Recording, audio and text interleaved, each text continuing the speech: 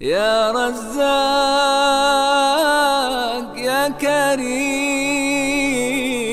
يا كريم يا كريم يا فتاح. یہ مذہب تشیع، یہ شیعہ حضرات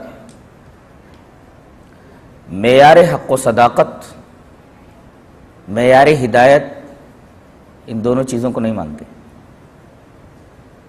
جہاں تک قرآن کا معاملہ ہے اس کے بارے میں ان کا کہنا ہے کہ اصل قرآن وہ ہے جو حضرت علی نے مرتب کیا تھا، اور جو قرآن حضرت علی نے مرتب کیا تھا وہ موجودہ قرآن سے بالکل مختلف ہے، اور وہ حضرت علی کے بعد امام غائب اس قرآن کو لے کر کے سر من رعا کے غار میں چلے گئے۔ اب اصل قرآن لوگوں کے پاس موجود نہیں ہے۔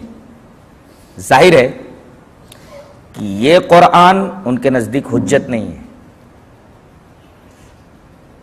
یہ پہلا اختلاف ہے اہل سنت والجماعت اور شیعہ حضرات کے درمیان، کہ وہ موجودہ قرآن کو معیار ہدایت نہیں مانتے۔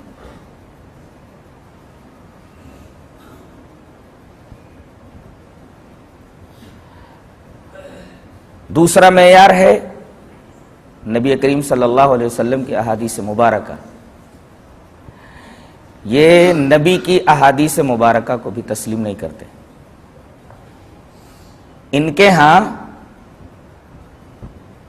اماموں کے اقوال حجت ہیں۔ ان کے امام نے جو کہہ دیا وہی وحی الہی ہے۔ ان کے ہاں کتاب و سنت معیار نہ ہو کر کے 4 کتابیں معیار ہیں۔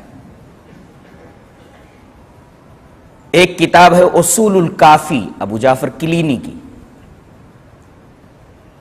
اصول الکافی۔ دوسری کتاب ہے من لا یحضرہ الفقیہ ابن بابویہ قمی کی۔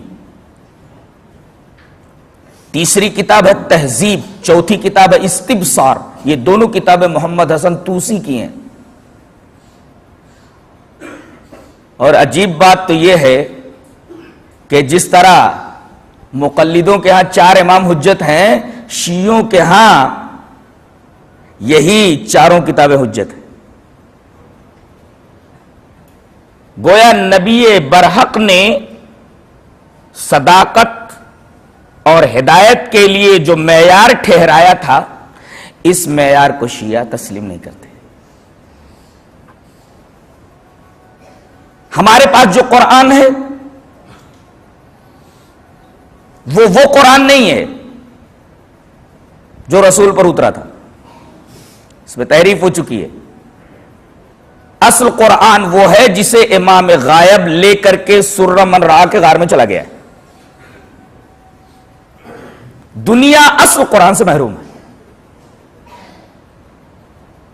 کیا یہ بات اس آیت کریمہ کے خلاف نہیں کہ اِنَّا نَحْنُ نَزَّلْنَا الذِّكْرَ وَإِنَّا لَهُ لَحَافِظُونَ؟